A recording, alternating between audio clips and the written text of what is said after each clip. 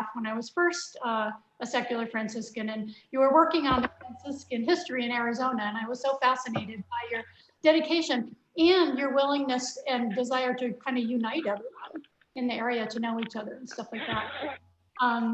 So today on Pentecost, as I was in Mass and I was just reflecting on the gospel about how people from different languages, different nations, different areas came together and all were focused together on one thing. And so I think that we could maybe take that lesson from the gospel and apply it to people maybe at the border who are coming that we don't know, we may not speak the language, but we can be united in something common. So I had also gone down to visit Brother David down in Elfrida, and then he took myself and Pat Maurer over on a little tour of the Douglas Agua Prieta border. And so I just thought it would be great to hear from him, maybe what we're seeing at the border, and how do we as Franciscans, what's the spiritual response to that as well? There's a few things that I asked him to talk about. The center on the Mexico side, the crosswalk rituals they do, and then as well as anything else. So we will use the chat box because Brother David will talk for a little while, and then this will turn into more of a Q&A session. So please use the chat box to do your questions, and please ask freely, whatever you'd like. And then Amy, who is really Pat today, will be, I think, facilitating those questions. And so Brother David and Pat Maurer will probably be kind of helping each other out there. So welcome, Brother David. Maybe if you could just introduce yourself, a little background, that'd be great. And sure. I'll take it from here. Sure. Can you hear me okay? Yes. Yes. There he is. It gives me great joy to be with you. I'll briefly tell you my little history and then my connection with your fraternity. In 1978, I was living in Chicago, living in a Franciscan house, and that's when I attended my first secular Franciscan fraternity meeting in the St. Peter's Church in downtown Chicago. And throughout my Chicago years, I was a regular member of the St. Paschal fraternity of secular Franciscans, and that was until 1989. Then I moved out west and joined the friars in St. Barbara province. And after a few years of being in formation, I was assigned to our house in Las Vegas, Nevada. And when I arrived, at that time, the current spiritual assistant asked if I would take over as spiritual assistant for the fraternity there. And again, with my background, I had to have a great interest in our secular Franciscan family. And so I did. And then I was in Las Vegas for a few years. Then we closed our house in Las Vegas, and I was for 1 year on the Apache Reservation on White River. Some of you may be familiar with that and familiar with Eddie Fronsky, and I was with him for a year. Then in 2005, went down to San Javier Mission in Tucson, was assigned there. And sure enough, when I moved there, one of the friars who was serving as spiritual assistant at the time, first thing he asked me is, would I be able to take over as spiritual assistant for the fraternity, at St. Anthony's fraternity? And so I did that for a few years, and then we were one of the few regions, the St. Thomas More region, we were one of the few regions that had no regional spiritual assistant. So then I was asked by Brother Bob Brady if I would serve as spiritual assistant. So I kind of started doing visitations in 06, but then I became a spiritual assistant in 2008. And so I really had a wonderful opportunity to get around the region to see the different fraternities. And I don't know, maybe Mary Esther would know the dates better than I would. But at some point along that line, the fraternity began forming in Flagstaff, and we had such joy and such inspiration from the group and the aliveness of your group. So we had a role to play on the regional level to assist your fraternity in this emerging phase to get formed. And it's so good to reconnect with you. And from what I hear, I think you're taking leadership positions not only in your fraternity but also in the region right now, and it's wonderful that the spirit that you have is growing, continues to grow not only in your local fraternity but also throughout our region and beyond, I'm sure. So thank you for inviting me to be here with you today. And I'll share so in 2005 is when I moved down to San Javier Mission, and so almost immediately when I moved down there, I got involved with a group called Samaritans, and we put water out in the desert for the migrants. So we identify used trails in the desert and put caches of gallon jugs of water in different locations where people are passing through. And then we check on them and replenish them as needed.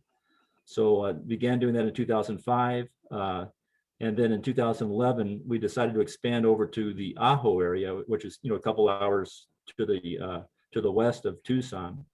And so the Samaritans continues to do the area south of Tucson, but my personal efforts has been to go around the Ajo area. But then, so from 2011, 2012, once a month, usually we go out for a 2-day patrol and put water out in the desert. But then in 2017, I was asked to help form a new community of friars along the border. And we came here to Elfrida, and we're in Cochise County. We're in the southeast corner of the state, and we've been here since September 2017. And so our focus has been primarily with, as Bridget was sharing, with the area south of us. We're 25 miles north of the border, and the border town communities are Douglas, Arizona, and Agua Prieta, Sonora, Mexico. For the last 35 years, the Presbyterians have had an active border ministry in this area, and it's called Frontera de Cristo.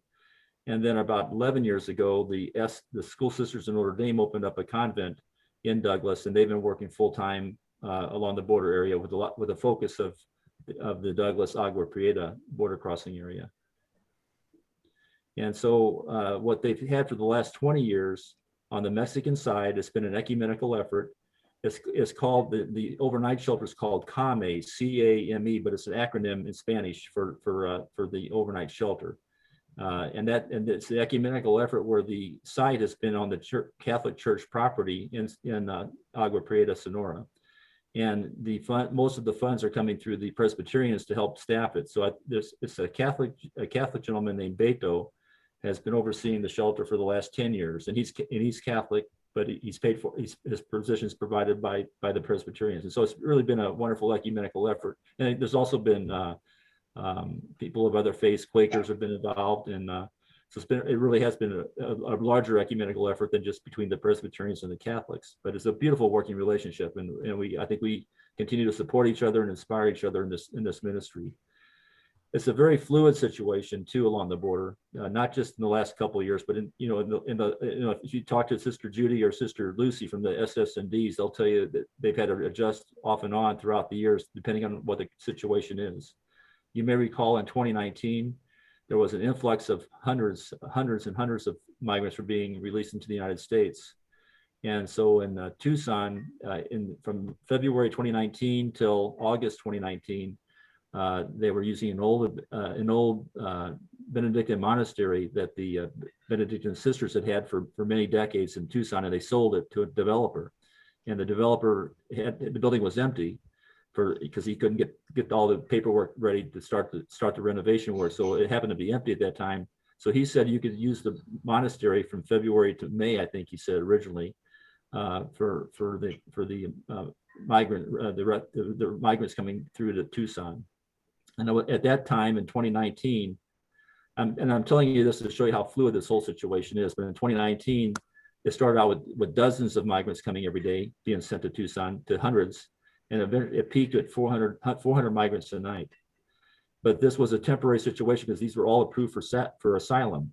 So it was just to be a matter of that they would be in the monastery for 2 or 3 days. But it was a beautiful thing to behold because much larger than the Catholic community. It was the whole Tucson community, including city council members and leaders in the community were encouraging people to volunteer, and hundreds of people did volunteer. And it really was a sight to behold. There might have been only 1 or 2 or 3 paid staff people, and everybody else was volunteering to make this an efficient operation. So it was a beautiful moment there. And then what happened? The need was extended beyond May, so the owner said you can stay till the end of August. And so that's what they did. So they had all from February to August, free rent. The owner paid for all the utilities you can imagine. The plumbing got overwhelmed, so the city provided porta potties, and it was really something to behold. And so now that morphed into another location, again provided by the city and county of Pima and the city of Tucson, where they renovated Farmer Juvenile Detention Center into a home-like environment which is where they call it Casa Elitas to this day, and that's being used now to this day. But of course, it's a different situation now than what it was back in 2019. So also my area, I wouldn't say expertise, but my area of more knowledge is along the border of Arizona and Mexico. So I've been involved, like I said earlier, with the Ajo area, and the border crossing south of Ajo is called the Lukeville on Arizona, Sonoita, Sonora. And there's the Catholic Church on the Mexican side that has also started a shelter that we've been involved with and helping to support. And then there's also a secular organization run by a community organizer who's been taking care of the single men in Sonoita. And then the Catholic Church now is focusing on the families. Then in Nogales, you're probably familiar with what the Jesuits have got started, the KBI project, Kino Border Initiative, and they've been doing fabulous work for the last 12 years along the border. And just kind of a little aside, there were the two original Jesuits was Sean Carroll and Pete Neely, and they've been supported by with all kinds of people plugging in. They've expanded the services. They do the three-prong approach: direct service, advocacy, and education, and they've done it fabulously. Well, so much so that the news in the late 2020 was that Sean, who's been there from the beginning, was going to be resigning as executive director, and they would be hiring somebody else in March. So before the March announcement was made, we got the news that he was the newly appointed provincial for the whole Western U.S. for the Jesuits. So he's going to take that 12 years of experience on the border and bring it to the provincial level among the Jesuits. So it's a wonderful development there. Then in working back east, there's Sasabe, the Sasabe crossing. Sasabe is between Nogales and Lukeville. So it's west of Nogales and east of Lukeville. It's the least used crossing in the United States, anywhere along the United States. It's a very rural area, hardly anything's going on there. But what was happening recently is the U.S. Border Patrol began releasing caught migrants through Sasabe, which had no services whatsoever. So there's a social service, Mexican social service group called Grupo Beta, whose responsibility is to help the migrants on the Mexican side. And they were asking for help. And so the Ajo Samaritans and Tucson Samaritans have begun, they just established about 3 weeks ago, a new facility called a Migrant Resource Center in Sasabe, and so I've gone down there a couple times since they've had that going. So Sasabe's happening. Nogales is the Jesuits and their helpers. And then there's a little town called Naco. Not much happening in Naco, border crossing going east of Nogales. And then where we are is the Douglas and Agua Prieta. So that's kind of the scope of our knowledge and of what's going on.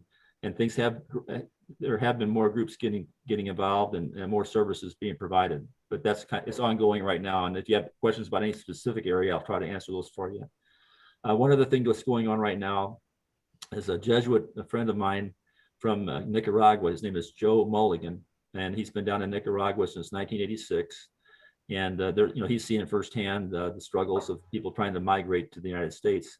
And so he called for a fast, and we began this fast on Mother's Day, and it's going to continue probably just till the end of May.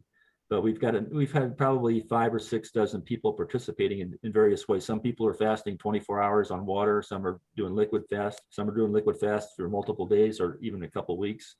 And some people are skipping meals. And so we've just kind of been in touch with each other by internet every day, just checking in with each other and tracking who's fasting on what days. I'm like, for myself personally, I'm doing just on Mondays, 24-hour water fast on Mondays right now until the end of May. But that's an ongoing thing, and it really moved me when I heard the idea, because we can get into all kinds of policy details about the migrants and the migrants who are suffering in the desert and all that they're going through. And I think this call for the intention of the fast is to have an increase in compassion for the migrants coming to our border, and an increase in compassion among the people of the United States. So that you can get it. From that you can get into all kinds of policy issues. But this is not what we're focusing on. We're just focusing on that need for greater compassion as a nation that we're asking for toward our migrant brothers and sisters who are suffering and who are coming out of desperation oftentimes to our borders. So it's been good to be a part of that. We kind of we keep in touch with each other every day. And it's a real sense of solidarity and support, mutual support, I think, for all of us involved with working with migrant brothers and sisters. Trying to think. Oh, then I'm a spiritual assistant to the National JPIC Commission for the Secular Franciscans. I've worked with Carolyn Towns for many. I've been on it probably 5 or 6 or 7 years, something like that. It's funny. The older I get, the more I lose track of time. I'm on it. But so that's ongoing. Oh, and then we have another subcommittee that's on immigration. That Donna Hollis, and if any of you are familiar with Donna Hollis, she's on the national board for Secular Franciscans, and she's out of New Mexico, and she's been very active working there, both in Las Cruces and a group in Deming, New Mexico. So they're kind of just basically our neighbors to the east of us. And so been on a regular committee with her. I think Pat Card's been serving on that too, and others from around the country. So it's been a privilege to be a part of that. So that's probably, have I talked too much now? Is that? No. Could you talk a little bit about the crosses you have throughout Arizona? Yes, thank you. Thanks, Pat. Sure, be happy. Thanks for that. So again, this is a project. This project is called the Cross Plantings, and this was inspired by a gentleman named Alvarado, who in the Tucson area has been putting up crosses near the sites where migrant bodies have been found and discovered. And he puts the name of the person, and he puts the date that the body was found, and if he has the information, he'll put their birth date on there. And he's been doing that for maybe 7 or 8 years. So about 5 years ago, the SS&D sisters who are in Douglas, they decided to start that in the Cochise County area. And just to give you, I'm more familiar with the numbers for Cochise County. So in the last 20 years, we know of over 350 migrants who have perished in the desert, and we know their approximate location where they had died. And so far, we've planted about 120 or 125 crosses at those different sites. And so we still have a couple hundred to go. And our normal routine was to have about 2 cross plantings a month. But since the COVID, we've kind of been stuck we're going to have one actually Tuesday. But these are events they're liturgical events. Organized by the sisters of School Sisters in Notre Dame, but usually the service is led by Deacon Gabriel, who's a retired permanent deacon, but he's also Native American. So we have a Native American flavor to our liturgies when we go to these sites and do the cross plantings. We put the crosses, we have a little ceremony first, and then we bring along a little concrete and concrete and water and mix it up and plant the crosses in there. And they're beautifully made by one of our local supporters named Tom. I can't think of his last name, but he's a woodworker. He's got a woodworking shop in his garage, and he does an immaculate design to these crosses. There's a lot of love is put into them, and they're very, very respectfully attractive to be, and they're usually about 3 feet high. And so we do that. And then also there's another service that's been going, we have not missed a Tuesday in 20 plus years, where we go down every Tuesday night at 5:15 p.m. and we gather at a bench that was a memorial bench put into a city park there in Douglas when a tragedy happened again about 20 years ago, where there were some migrants walking through the ditch coming into on the U.S. side, and rainwater came and swept them away, and about 6 people died. And so the whole community came together and so that's the spot where we meet, where this bench in a public park was put in by the city of Douglas. And we gather at this bench, we circle up, have a few prayers, and then we walk toward the border. And before COVID, it would not be unusual to have 25 or 30 people joining us. A lot of groups from around the country. And so what we do now during COVID, though, we just have a small group at the site where we do this walk about 3 blocks long, where we walk kind of in a slow pace, and we're calling out each of the names of the crosses that we're carrying. And as we call out the name of one cross, we put that cross down on the curb, so that as we continue to walking, the curb is lined with all these crosses for about a 3-block length till we get right to the border crossing itself, and then we circle up again and have prayers. And again, done very respectfully. But the routine is, give you an example. Jose Ramon, then we all say presente, and then Julia Sanchez, Presente. And again, each of the crosses has their name, the date that their body was found, and their birth date if we have it. And again, a good percentage are people who are unidentified. So then identificado, we say instead, if we don't have the person's name. So it's a way to respect the people who've gone before us, and again, out of desperation for a better life for their family. Some of the questions that have come up is one is the Border Patrol. Are they supportive, or do they push you guys back a little bit? Well, okay, so like for example, the vigil at the border that I was just describing, that's grandfathered in for 20 years, and so it's, nobody ever bothers us, and people often will honk out of respect as they pass by on the cars. With the cross plantings, a lot of mutual respect. We've had no problems that I'm aware of anybody ever talking against what we're doing there, and oftentimes we find the neighbors coming up to us and we explain what we're doing, and we've had people say, we'll keep an eye on the cross for you. Nice. And then also I would say for the they know us at the border crossing because we cross over all the time to help out at the Migrant Resource Center.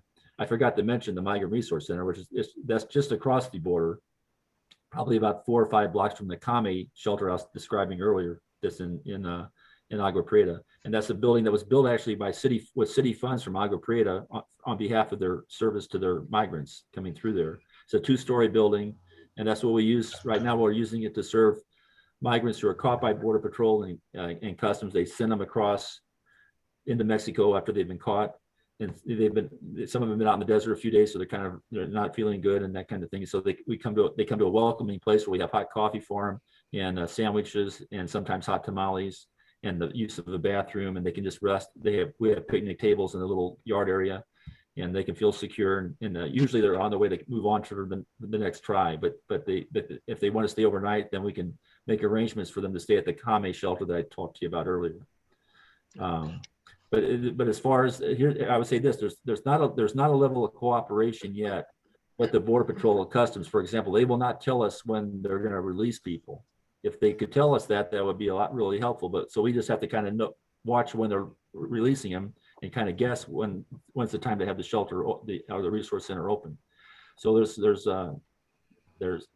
I would say this: the feeling since the Biden was elected, that we're getting more support and more cooperation. But there's still elements of that is not there. But and I would say, like when we meet the Border Patrol, when we actually go back and forth as a pedestrian back across the border, both when you go into Mexico, there's nobody's stopping you. You just walk right in. But when you come back to get back into the U.S. is when you have to get in line sometime. And for the most part, they're friendly to us. They say, "What were you doing?" We'll say, "Well, we're working at the shelter." So we let it be known what we're doing. And then we've had people thanking us, uniformed officers at the border thanking us for what we're doing. So there's there's a lot of sympathy. Sometimes you can tell sometimes you have like a cold response, and that happens too sometimes. But we have freedom of movement. We have freedom to do this kind of work. Nobody's trying to stop us from it. Good. One of the things I remember when I was there was the cameras that were all over in Mexico. Mm-hmm. Can you tell us a little bit about those cameras and yeah, well, okay. So I think if I'm not mistaken, when you were there, we still had the tent up right by the border entrance. Yep. So and the reason we had the tent, and this goes back maybe 2 years, the tent was put up, was that there were so many migrants were waiting at the Kame shelter for their asylum case so they could be approved to come back into the U.S. to apply for asylum and to go from there. So we had a long waiting list, and so what we decided to do was create this tent right at the border entrance, and so the people they were kept in a certain chronological order from when they applied to go across. So if at the height of this, when we were really busy, the first 20 people in line to go next to be invited into the U.S. for their asylum case, they would leave the shelter and stay at the tent. And there's a lot of cartel activity. But they, from our experience, they were protected there because there was even the officials from the U.S. side were right there to kind of keep an eye on things. But there were all these cameras that were on, and we think the cartels wanted to know what was going on, so these cameras were pointed at the tent area and at the gate area and these cameras were on the Mexican side. And then what happened when the things began to really slow up about asylum people not being allowed to make their appeal for their asylum, and things slowed up, then it was taking so much longer for this movement that they reduced the number from 20 to 10 migrants in there, and it would include families. And so in those days, the Migrant Resource Center was used as the bathroom for the people staying in the tent. They could come in and take a shower, because sometimes the wait might be several days or up to a week in the tent. So that's how the Migrant Resource Center was used in those days. It's just a couple blocks away. But does that answer your question okay, Pat? Yeah, I think so. The tent pretty much was a tarp over a sidewalk, held up with sticks, about 4 feet high inside and about 30 feet long, 20 or 30 feet long in length, with a chain link fence on one side and just the tarps on the other side. Now, the thing I thought about the cameras was interesting about the cartels seem to be watching. And even when people came there in buses, I remember the story was told that they get off the bus and the cartel's there because they know where they're there and trying to kidnap them before they could even get to the border, to the safety of Kame, which is just so scary. So some other questions that came up was, one person wanted to know if there's a way that we could get a list of those people who have deceased crossing the borders. Yes. And that might be nice if we could get it out to all the fraternity so they would know who to pray for, and maybe join in that little Tuesday thing up here if that's something we could do. Should I have it sent to Bridget or to Bridget would be great. Okay. That's super. Typical experience. What is the typical experience when a migrant arrives at the Kame Center? They arrive on foot or bus? And do you see a lot of children? No, so right now we're not, right? Because right now I think the Biden administration has been taking the children in. So we're seeing it's been all single men and single women, and mostly young, maybe I'd say in their 20s and 30s primarily. And they come in different ways. Well, here's something I learned more recently, that if you're dealing with a coyote, that whatever you're paying them gives you 3 tries. So that does affect what's going on right now in Agua Prieta. So if you get caught, you're really anxious to get back into the system to try your second try. And the way I understand that process is they have to go back to Altar. Altar is a town about an hour drive south of the border. And so they catch buses that get a ride back there, and then they kind of reconnoiter and then maybe try again. So we see that. So more often than not, when the migrants are getting refreshment at the Migrant Resource Center, they're just hanging around a short time until they can get their way back to Altar and try again. But I'm not sure what happens after your third try. You come up with more money, or do you have to just give up? I'm not sure. I'll tell you what happened last night. We have an 8 p.m. to 12 midnight shift. So myself and Rhonda Eckerman, who's the Franciscan missionary volunteer, we were doing the shift last night, and we were there for 3 hours, and nobody came. And we thought, well, maybe we won't have anybody come on this shift. And right around 11:30, we were going to midnight. Right around 11:30, here came 11 migrants. They were from Guerrero and Oaxaca in Mexico. There were 3 women and eight men. And they were, I would say, all in their 20s and 30s. And so then, and 10 of the 11 were ready to head back and try again, but the 11th one had nowhere else to stay. So we said, well, we've done this in the past where we had to lock up the building, but we let them sleep in the yard until the next shift was going to come in a few hours. And he would go from there. And maybe he would be able to stay that next night at the shelter until he decided what he was going to do. Good. Another question comes, it says, do people claim asylum at the border or somewhere along the way? No, it's at the border. So that begins the process. But what happened the last year or so of President Trump's administration, they had put a complete stop to it. And maybe some of you heard of the Title 42. Mm-hmm. So the purpose was to put a stop to all asylum cases, and that really put a bottleneck up all on the border. We did not have the tent cities that farm in Agua Prieta, but there was like 10 cities, and I think there was a town called Matamoros. I'm not pronouncing it correctly, but that's on the toward Brownsville and McAllen, Texas. And there they had like over 1,000 people, I think, stuck on tents on the Mexican side. So.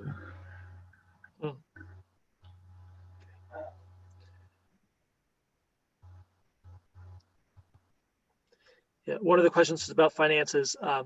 And I know that we as a council just approved some finances that we want to send to Kame Good. that will be coming to help, because that's one Excellent. thing I know is helpful for you as well.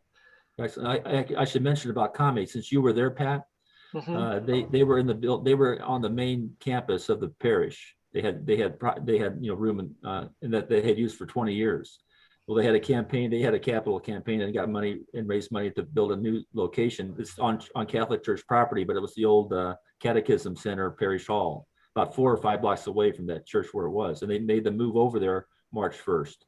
Okay, great. So that'll, I'm sure those funds will be really helpful to help as they pay off the new building, and they increase their capacity.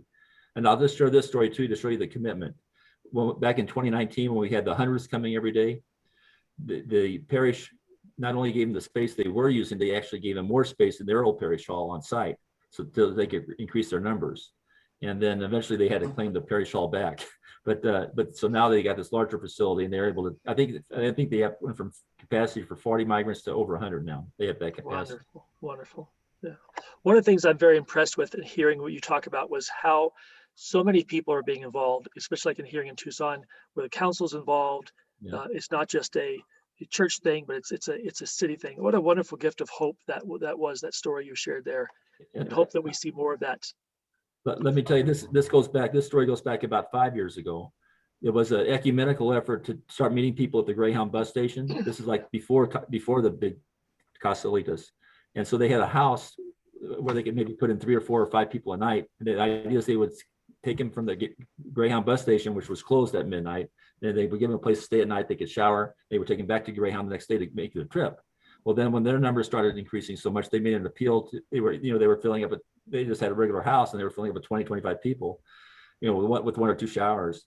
So they made an appeal to the larger community, and they had a meeting at Most Holy Trinity Catholic Church, and they called on the community. Here we're doing the best we can, but we're getting overwhelmed. I couldn't believe it. I went there to that meeting. 200 people showed up. 200 people, and it was just like it was a goosebump thing. And that was really what led to the beginning of Casalitas, and then eventually to the access to the Benedictine monastery, and then now to the Casalitas today. But that was like, it was just it's a beautiful thing for the city of Tucson that there's that kind of compassion and response out there. Wonderful. Another question came in. It says, I understand that you are involved in the Poverello House. Can you say a little bit about this and how you got involved? And there's a feeling that some here of something like that here in Flagstaff, and maybe looking to more at your model there. And then do you get migrants at the Poverello House too? More indirectly, probably if a migrant would find his way there, it would be indirectly, I would think. But if he's on the streets, he might hear about us. But so our Poverello House, the idea of Poverello House is it's daytime hospitality. It's not overnight shelter. And the idea is that we serve about 11 or 12 homeless men a day, every day, 5 days a week. And each of our guests gets that 1 day a week. So he's assigned a particular day to come. In normal times, when we're not in COVID, and we opened in 2008 in Tucson. So we've been open since 2008 year round. But with COVID, we had to limit our hours. We actually were shut down from March until August of 2020. And then we were able to figure out a way to reopen in a limited way. So we have limited hours. So right now the house, we have 2 houses on the property and a courtyard and a backyard. So since COVID, we've not been able to use the inside of the houses except for cooking the food in that. So, and we've reduced our hours because the guys have to stay outside. And we put in the city provides us with a porta potty, and we had to build an outside shower in the courtyard, but it's got tarp around it and everything, say privacy. And we have 2 washing machines that are outside, so the guys are still able to do their laundry, still able to take a shower. And we give a really nice breakfast for them when they arrive, and then we have a sack lunch for them to take with them when they leave. So now our normal hours will be 8 in the morning till 4 in the afternoon. Our reduced hours are now from 9 in the morning until 2 in the afternoon. And but we're still getting our 11 or 12 guys a day, and we're looking forward to the day when we might be able to reopen the inside of the house. And like I said, that's been going since 2008. Yeah. Would it be an inconvenience or hindrance if there was a group from Flagstaff that came down to volunteer for a day? No, I would welcome that. We just need to work it out. And again, it's we're talking small numbers. So like if you had a smaller group, it would be, 2 or 3 people would probably be the idea. It would get overwhelming with, but and what we do since the COVID, we have a volunteer position just for the COVID, because we have the guys come in through the alleyway because we're in the middle of a neighborhood. So that's been from the very beginning. We kind of try to be low key, and that's worked out very well for us overall. But so now we have somebody checking everybody's temperature when they come in. So we do that, and people have to wear masks, and we have the outside tables are set for social distancing, and it's been working. And I'll tack on. We've been in the capital campaign for about 2 years. We do have some money in the bank, and we're poised now to either find a new location or to maybe renovate the current location.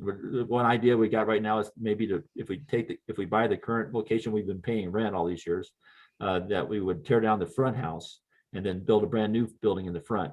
If you can envision if you've been there, Pat? I'm not yet. I'm anxious to see. Yeah, it's okay. Yeah. So thank you for asking. What about the Board of Ministries? Could a small group go to there too to help out with that, or? Very much so. And the expert at this is the Sisters of School Sisters of Notre Dame, and the Jesuits do an excellent job. Father Pete told me, he made a joke. He said, our problem is that we've got 52 weeks in the year, and we have 56 Jesuit high schools in the country. So they've been very successful in getting. And he says we will not take groups just to come out and do direct service. They have to make a commitment to do education and advocacy too when they got back where they come from. But we're not that. We're not as organized as the Jesuits. So we'll take a volunteer to come and do direct service. So, but it would be wonderful to do that, and we can even probably find arrangements if you want to do it's a long drive from Flagstaff. So if you want to do like a multi-day thing, we could probably figure something out. Great, thank you. Pat, and we look forward to that. Pat, I have a question that I cannot get through to the chat. Sure, I can't loop it up to the chat. So if I could ask it, Brother David, are there other friars there in Elfrida with you, or are you there by yourself? No, good question, Mary Esther. And who are they? No, and you know Sam Nasada, right? You know Sam Oh, yes. Nasada? Yeah. So Sure. he delayed to help us get the house started. He delayed his ordination a year. Yes. So now, so we were together, and then we had a friar from the St. Louis province with us for a couple of years. We had a friar from the Holy Name province of Emmett Murphy was with us for over a year. Okay. And now we have Brother Hajime Okuhara from our province. Oh, really? And he's been here for a year and a half. And, Father Oscar Rodriguez Flores, he's from the Central American province. He's an El Salvadoran friar. He's been with us for 7 months now. He'll be going back to El Salvador, but guess what? We got some news. We're getting Iggy Harding coming our way. Do you know Iggy from Holy Name Province? He was in Bolivia for decades. I've heard of him. That's an answer to my prayer, because I kind of joke. I say, I don't know why the Lord's got me down along the border with my terrible Spanish, but it's been a dream to have. I know there's all kinds of friars that have excellent Spanish, and so finally we're going to get one to be with us, and it's just so exciting. And here's the biggest news is that there's a new formation program that the friars have called Brothers Walking Together. It's a post-novitiate program. It's just going to start this year. It'll start in August. And they've identified 4 locations around North America to send 2 by 2 these young guys out of novitiate. And so we're going to get 2 of them in Elfrida. 2 are going to go to inner city San Francisco, 2 to inner city Philadelphia, and 2 to Jamaica. Wow. And we're looking. It's a 9-month program, so they'll be with us from August to May. And so our house is filled up, so we're gonna have to get a trailer. We'll have to rent a trailer to put them in the backyard. Oh, what a nice problem. So and you know how old they are? You can't believe this. The oldest guy is 30. The younger guy is 24. I was 24 once. I remember. So it's really exciting, and one of the things in our Mary Esther and our commitment to, we're doing Iti Nuntiati Friary. So that's from a document that came out of Rome for the friars in 2014. And the foundation of that is to deepen our prayer life, to deepen our contemplative life. And so we try to keep active within the confines of our prayer life together. And so the young guys will be joining us in that. So this just like, for example, I've been doing morning and evening prayer for decades, but I never had this commitment to additional contemplative prayer. So I try to get in an additional hour of contemplative prayer in the morning and then an additional hour in the afternoon. And we pay our office 7 days a week. So we take it very seriously. So it's part of our foundation and then from that base is how we go out and try to serve our migrant brothers and sisters or the poor, whatever we're doing. Good, thank you. Thank you. Thank you for Beautiful. asking. A lot. I know we have an apostolic committee that we are looking for things and just appreciate your sharing with that because I think the committee will want to look to see just again how to be helpful, whether we're in person or through maybe some finances. So thanks so much. This has been wonderful. One last thing comes to mind, Pat, that I forgot to Please. mention, Please. and maybe some of you are aware of this. There's something new called the Franciscan Family Forum. Is anybody familiar with that? Yeah, I've heard of that. Yes. Yeah. Okay, Yeah. so that's a happening, and then there's two friars. No, there's one friar who was like the liaison, and that was Jack Clark Robinson, the former provincial from the New Mexico province, the Albuquerque province. Yes. So he was committed to helping this happen, and they've been meeting since 2019, and so the idea is to get the whole Franciscan family together. So so Jack Clark Robinson just got appointed to this other position, so he has to lead the Franciscan Family Forum. And they've asked myself and Ignatius Harding to come in to be part of that. So I'll be attending these regular meetings with the larger Franciscan family. So and I'm enthused about that because it's a wonderful thing. You know, there's so many friends of Francis around, and I think it only strengthen us if we get to know each other better, deepen our relationships with each other between the friars, the Poor Clares, the Franciscan sisters, and our secular Franciscan brothers and sisters. So I think that's the gist of what they're trying to do with the Franciscan Family Forum. So I just went to my first Zoom meeting on that the other day. Okay. Any more questions? We'll take maybe one more question. Yeah, brother, I have a question. Good afternoon. Good to see you. Good. Do you have any needs down there like socks or cigarettes or things that, you know, people need? No, that's Health and true. comfort things?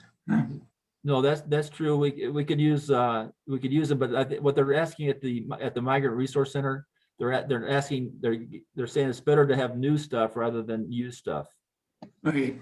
So that's what they're limiting. Is it there a little. any particular need though with Well, this? socks, but I can get a list to you. I'll talk to Sister Judy because she's closer to that than I am, and I can get a list. I can get a list your way. Do you want me to send it to you, Pat?